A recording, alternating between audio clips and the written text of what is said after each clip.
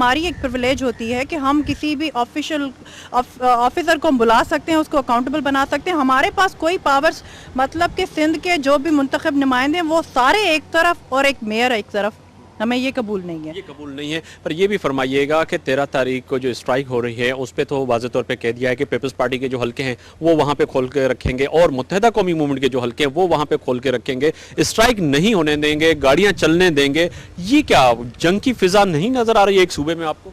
देखें, एहतजाज करना हर किसी का हक है, कॉन्स्टिट्यूशनल राइट है हमारा। हमारा फ़र्ज़ बनता है कि हमें अगर सिंध के मफाद में कोई चीज़ नहीं जा रही तो हम उसको कंडेम भी करें, उसकी मुखालफत भी करें। पर समझ नहीं आ रहा कि वो लोग जो इसकी हिमायत कर रहे हैं वो उनको अपना हक क्यों नहीं दे रहे कि आप आके और इसकी अगर पुरअमन एहतजाज करना चाहते हैं तो करें, हमारा हक है, हम करेंगे। और इंशाल्लाह आप देखिएगा, मीडिया गवाह रहेगी, अब 13 तारीख में देर नहीं है तो हम इसको कामयाब बनाएंगे। पूरे सिंध की आवाम चाहती है कि ये ऑर्डिनेंस वापस लिया जाए। जब पूरे सिंध की आवाम चाहती है तो ये कामयाब ज़रूर होगा। ये मौजूद हैं मसरूर जतोई साहब, उनसे पूछेंगे कि मसरूर जतोई साहब ये फरमाइएगा, आखिर आपको इस ऑर्डिनेंस पे एतराज़ क्या है, क्या इस बात पे एतराज़ है? जी, ये तो हम अपनी प्रेस कॉन्फ्रेंस में भी वाजे कर चुके हैं कि इस ऑर्डिनेंस में ये 2 सिस्टम्स नज़र आ रहे हैं हमें।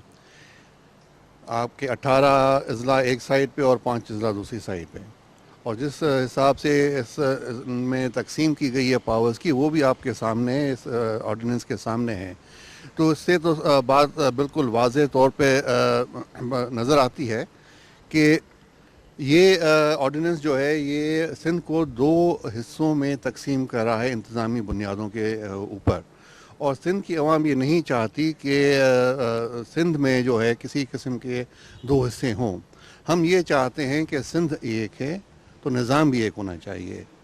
पीपल्स पार्टी ने ख़ुद इस किस्म के निज़ाम को मुस्तरद कर चुके हैं। 2001 का निज़ाम उन्होंने ख़ुद ख़त्म कराया। 79 का ऑर्डिनेंस जो है वो 2011 में वो लाए हैं। तो अगर इतना ही ख़राब ऑर्डिनेंस ये था तो उसको फिर ख़त्म, इतना अच्छा ऑर्डिनेंस था तो उसको ख़त्म क्यों किया गया पहले? जैसे अब ये फरमाइएगा, क्या 13 तारीख को जो स्ट्राइक की कॉल दी, अभी थोड़ी देर पहले हमारी डॉक्टर कादर मक्सी से भी बात हो रही थी, वो भी यही कह रहे थे, डॉक्टर साहब फरमा रहे थे कि सिंध का जो है बच्चा 13 तारीख को निकलेगा और इस स्ट्राइक को कामयाब करेगा और ये जवाब देगा उन कुव्वतों को जो सिंध का फैसले के हक रखती हैं और दावा करती हैं कि हम ही हैं जो सिंध का फैसला करेंगे। तो आप क्या समझते हैं कि 13 तारीख को आपकी नज़र में स्ट्राइक कितनी कामयाब होगी? देखें जी, ये ऑर्डिनेंस रात के अंधेरे में आया, ठीक है। सिंध की आवाम जब सुबह को उठी तो उनके ऊपर एक बड़ा शेल गिरा। सिंध की आवाम चाहती है कि सिंध की तकसीम जो है वो नाकाबिले एक्सेप्टेबल है, कि वो कबूल नहीं करेंगे। इंतज़ामी बुनियादों पे ये तकसीम होने जा रही है। तो मैं समझता हूँ कि सिंध की आवाम बाशऊर आवाम है और आप 13 तारीख को देखेंगे कि बच्चा बच्चा जो है वो बाहर निकलेगा और अपना हक राय जो है वो अपना इस्तेमाल करेगा वहाँ पे। बहुत शुक्रिया जदई साहब हमसे बात करने का। आरिफ मुस्तफा जदई साहब बहुत शुक्रिया। आप फरमाइएगा कि सिंध के हुकूक की बात करते हैं तो आज तमाम लोग आप समेत सरापा एहतजाज हैं कि ये सिंध के फैसला जो है गलत फैसला है, उसके खिलाफ फैसला है। तो आप क्या समझते हैं, इसमें क्या खामियां हैं? हमें नहीं, देखें ना, एक सूबे में एक ही निज़ाम हो सकता है, एक मुल्क में 2 आइन तो नहीं हो सकते ना।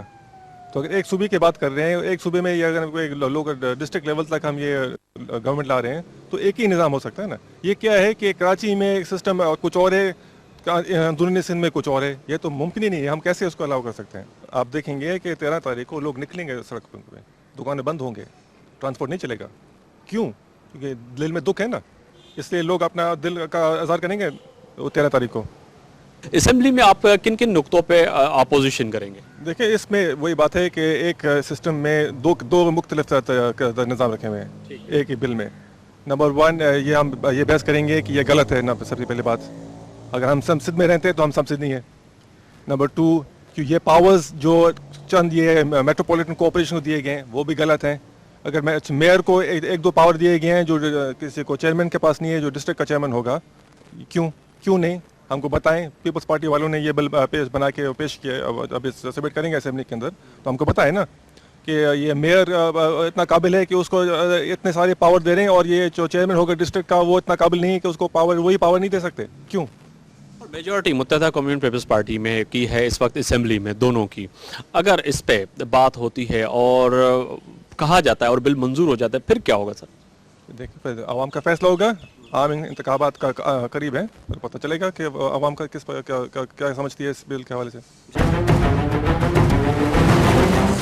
ख्वाजा साहब, बहुत शुक्रिया कि आपने हमारे लिए टाइम निकाला। भाई साहब, ये फरमाइएगा कि आखिर ये बात सामने आ रही है कि रात की अंधेरी तारीखों में आप दोनों ने मिठाई खा ली, आपने अपने इत्तेहादियों को मिठाई क्यों नहीं खिलाई? अच्छा देखिए, एक बात बड़ी अजीब सी है और ये मंतक मेरी समझ में नहीं आ रही कि मीडिया पे क्या डिस्कस हो रहा है। रात के अंधेरे नहीं, रात के उजाले में 100 लोग अंदर बैठे थे, 150 लोग बाहर थे, फिर करोड़ों लोग चैनलों पे देख रहे थे, और फिर हुकूमत वक्त 24 घंटे काम करती है।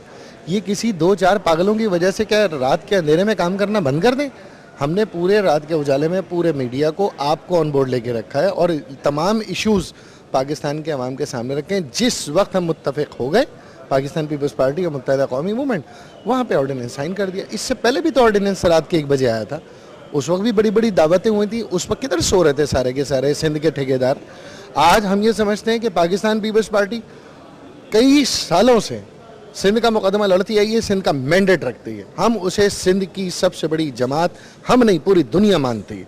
मुत्तहिदा कौमी मूवमेंट गुज़िश्ता 9 इंतखाबात से सिंध में मुस्तकिल सबसे बड़ी जमात रही है और वो सिंध की दूसरी बड़ी मकबूल जमात है और आने वाले वक्त में भी रहेगी। तो ये 15 आदमी, जिसके पास 15.5 आदमी, आप उसकी बात को मीडिया पे भी लेकर आ रहे हैं मीडिया और से आप बात ये है, उस शख्स को अहमियत दे रहे हैं जिसका स्टेक नहीं है सिंध में। ख्वाजा साहब, मेरा यहाँ पे इंटरप्ट करूंगा। क्या पाकिस्तान मुस्लिम लीग फंक्शनल जो है इस वक्त आपकी अहम इत्तेहादी भी है, और पीर पागारा साहब और उनका हल्का अहबाब है सिंध में, और इसके साथ साथ अवामी नेशनल पार्टी के एक वजीर, एक MP आपके साथ मौजूद हैं असेंबली के अंदर, और इसके साथ साथ अगर बात की जाए नेशनल पीपल्स पार्टी, गुलाम मुस्तफ़ा जतोई साहब भी अहम रोल अदा करते हैं सिंध की हुकूमत में और सिंध की सियासत में।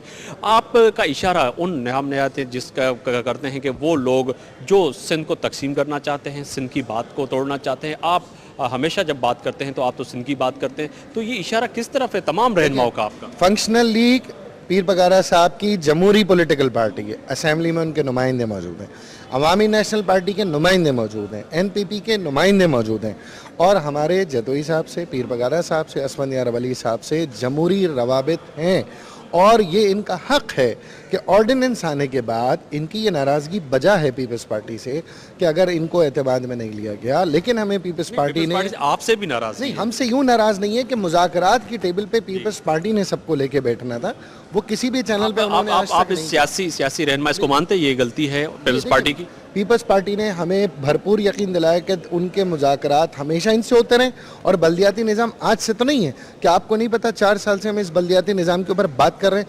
अगर किसी को परेशानी लाहक है तो वो जाए अपने इत्यादियों से बात करे। ये तो ANP कई बार कह चुकी है ना कि वो पीपल्स पार्टी की इत्यादि पहले MQM की बाद में है, बल्कि MQM की नहीं भी कह चुकी। मगर फिर भी हमारा ये जमहूरी तौर पे मानना है, ऑर्डिनेंस आया है, 90 डेज उसका टाइम है, असेंबली में आएगा, एक MPA खड़ा होकर उसकी किसी भी शक के ऊपर डिबेट कर सकता है, स्पीकर को कायल कर सकता है, ऐवान को कायल कर सकता है। यही जमहूरियत है। अक्सरियती राय से ये बिल एक्ट की सूरत में, ये ऑर्डिनेंस एक्ट की सूरत में मंजूर होता है तो ये जमहूरी ऐवान का इस्तेकाक है। That is the democracy. आप तमाम लोग जब डेमोक्रेसी की बात करते हैं तो हमें इस बात को सबसे ऊपर रखना चाहिए कि जो ज़्यादातर अक्सरियती वोट हैं उसकी राय से सदर पाकिस्तान मुंतखब है, ज़्यादातर अक्सरियती वोट से वज़ीर आला सिंध मुंतखब है, वज़ीर आला पंजाब मुंतखब है, और ज़्यादा अक्सरियती वोट से ये बिल भी मंजूर होगा। इसमें किसी को तकलीफ नहीं होनी चाहिए। हमारे साथ मौजूद हैं डॉक्टर आरिफ अलवी साहब, मरकज़ी जनरल सेक्रेटरी हैं, और उसके साथ साथ डॉक्टर साहब ये फरमाइएगा कि इस वक्त ये ऑर्डिनेंस अभी तक गवर्नर सिंध और वज़ीर आला सिंध ने साइन करके दे दिया है, ये ऐवान में जाएगा। इससे पहले तहरीक-ए-इंसाफ, दीगर जमातें, तमाम जमातें इसके खिलाफ बात क्यों कर रही हैं? क्या एतराज़ हैं आते हैं आपका इस ऑर्डिनेंस पे? अच्छा, इसको बारी बारी सारी चीज़ों को देख लें तो मेरे ख्याल से हमारी समझ में लोगों तक हम बात पहुंचा सकेंगे। नंबर 1, ऑर्डिनेंस जब जारी होता है, जब असेंबली कोई बहुत जल्दी हो किसी काम की, मिसाल के तौर पर इस बात का इम्कान हो कि असेंबली नहीं पास करेगी, हैं, ऑर्डिनेंसेस का ज़माना जा चुका है, असेंबली सेशन बुलाकर इसको डिबेट करना चाहिए था। नंबर 1। ठीक है ना।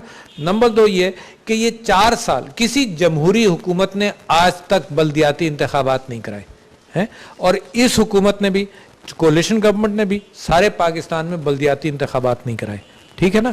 अब अचानक इनको क्या मोहब्बत हो गई है बल्दियाती इंतखाबात से, जो ये अब 4.5 साल बाद अब ये एक शोशा छोड़ रहे हैं, 2 है ना। तो मैं ये कह रहा हूं कि इसमें मैलाफाइड इंटेंट है। मैलाफाइड इंटेंट ये है कि ये इलेक्शन कमीशन को फंसा देना चाहते हैं इन चीजों के अंदर, है। ये मेरा ऑब्जेक्शन है। चौथा मेरा ऑब्जेक्शन नहीं, चौथा मेरा ऑब्जेक्शन, पर इससे मैं सवाल रखूंगा आपके सामने, आप उसको भी लाजमी क्लियर किए। जब हम पाकिस्तान पीपल्स पार्टी, मुत्तहिदा कौमी मूवमेंट और जो दोनों जमातें हैं बड़ी, जिस वक्त दावा कर रही हैं कि सिंध का मैंडेट हमारे पास है, हम फैसला कर सकते हैं, उनसे जब बात करते हैं वो कहते हैं कि सुप्रीम कोर्ट ने हमारे पास जो है ऑर्डर था कि आप बल्दियाती इलेक्शन करवाएं। कौन सा सुप्रीम कोर्ट का ऑर्डर माना है आज तक, है। मैं कहता हूं कि सुप्रीम कोर्ट तो कब से कह रही है कि कराओ। ये जो टाइमिंग इन्होंने पकड़ी है ना, ये इस वजह से पकड़ी है कि कंफ्यूजन डालें इंतखाबात के अंदर। चौथी बात मैं आपसे कह रहा हूं, मैलाफाइड इंटेंट ये है कि ये पार्टियां अवाम के पास नहीं जा सकती, लिहाजा वो बल्दियाती इंतखाबात कराना चाहती हैं पहले, ताकि किसी अंदाज से इन सारे मामलात को पकड़कर वो वेस्टेड इंटरेस्ट के जरिए जिस तरह से ये तोड़ जोड़ करेंगे और जिस तरह से लोगों को खरीदते हैं, ये उस अंदाज से फिर अवाम के ऊपर कब्जा करने की कोशिश करें। ये 4 बातें तो मैंने आपसे इन जनरल कही कि मुझे इनकी नीयतों पर शुबा है। 4.5 साल जब इन्होंने बल्दियाती इंतखाबात के हवाले से बात नहीं की है, और जब जाते जाते इनको कौन सी मोहब्बत आ गई है कि ये कर रहे हैं, तो मैलाफाइड इंटेंट है। अब आ जाइए कि ये ऑर्डिनेंस क्या है। देखिए, मैं जैसे आप कहते हैं ना कौम परस्त जमात, हम भी कौम परस्त हैं इस माना करके कि सिंध की धरती का हमने पानी पिया है, तो हम भी सिंध कौम के एतबार से हमारे इंटरेस्ट में यही है कि हम ये कहें कि जी सिंध धरती के एतबार से रूरल और अर्बन एक ही तरह से ट्रीट होना चाहिए। चलो अगर पॉपुलेशन बेस है, मिसाल के तौर पर पॉपुलेशन बेस का कोई क्राइटेरिया आ जाए, है ना। ये नहीं हो सकता कि एक हिस्से को मुख्तलिफ ट्रीट किया जाए, एक हिस्से को मुख्तलिफ ट्रीट नहीं हो सकता ना। यानी ये तो हमारा उसूली एक फैसला होना चाहिए ना कि सबको एक तरह से ट्रीट करो। लिहाजा हम इसके खिलाफ हैं, इस ऑर्डिनेंस के खिलाफ हैं। फिर इसकी डिटेल्स भी कोई नहीं आई हैं, है, और इन्होंने ऑर्डिनेंस साइंस कर दिया। कम से कम ऑर्डिनेंस पब्लिश करें, इस तरह से पब्लिश करें कि इसके ऊपर डिबेट होगा, ताकि हम लोग भी उस बात के ऊपर सोच विचार करें। और सबसे बड़ी बात मैं आपसे ये कह रहा हूं कि इंतखाबात के हवाले से मेरा बहुत बड़ा ऑब्जेक्शन है, जो मैंने दरख्वास्त फाइल कर रहा हूं इलेक्शन कमीशन ऑफ पाकिस्तान के में, कि कराची के अंदर बहुत गड़बड़ हुई है इलेक्टोरल लिस्ट के अंदर। अच्छा, क्या गड़बड़ हुई है? देखिए, ये शरारत है। क्या गड़बड़ हुई है कि जो लोग मिसाल के तौर पर गुलशन इकबाल में रहते हैं, कभी भी वो नॉर्थ नाजिमाबाद में कभी भी नहीं रहे, ना उनका मुस्तकिल पता नॉर्थ नाजिमाबाद का है, ना वक्ती पता उनका नॉर्थ नाजिमाबाद का है, उनका वोट नॉर्थ नाजिमाबाद में पड़ा हुआ है। तो हमारी पार्टी का ये एस्टिमेट है कि कराची शहर के अंदर तकरीबन 20 लाख लोग डिसइनफ्रेंचाइज हुए हैं। कुछ हमारे यहाँ मजदूर तबका है ना, जिसका परमानेंट वोट स्वात में वो 15 साल से यहाँ रह रहा है, तो उसको वोट देने का हक नहीं है क्या? है, मिसाल दे रहा हूँ, है ना। तो ये बहुत सारे इश्यूज हैं। मैं इस ऑर्डिनेंस के बहुत सख्त खिलाफ हूं। मैं समझता हूं कि सिंध को डिवाइड करने के एतबार से मेरा सवाल मुत्तहिदा कौमी मूवमेंट और तमाम, अब डॉक्टर कादर मक्सी से भी बात हो रही थी थोड़ी देर पहले, तो उनसे भी यही था कि आखिर 13 तारीख को जो आपने स्ट्राइक की कॉल दी, कि आप स्ट्राइक कॉल को सपोर्ट करते हैं, कर रहे हैं, आप पाकिस्तान तहरीक इंसाफ तो सपोर्ट कर रही है, ये तो तय हो गया 13 तारीख को आप सपोर्ट कर रहे हैं उसे। पर बात यहाँ पे वही आ रही है कि आपने कहा कि सिंध की जो है हुकूक की बात करते हैं, और हम भी सिंध का पानी भी है, हम भी सिंध के बाशिंदे हो, तो सिंध के हुकूक की बात करेंगे। तो इस वक्त जो सूरत हाल आ रही है कि वो ये हो रही है कि पाकिस्तान के तमाम जो जमातें हैं वो एक तरफ हैं, 2 पार्टियां एक तरफ, और कौम परस्त ये कह रहे हैं कि जी सिंध को तकसीम करने की बात की। आपको इसमें क्या नजर आ रहा है?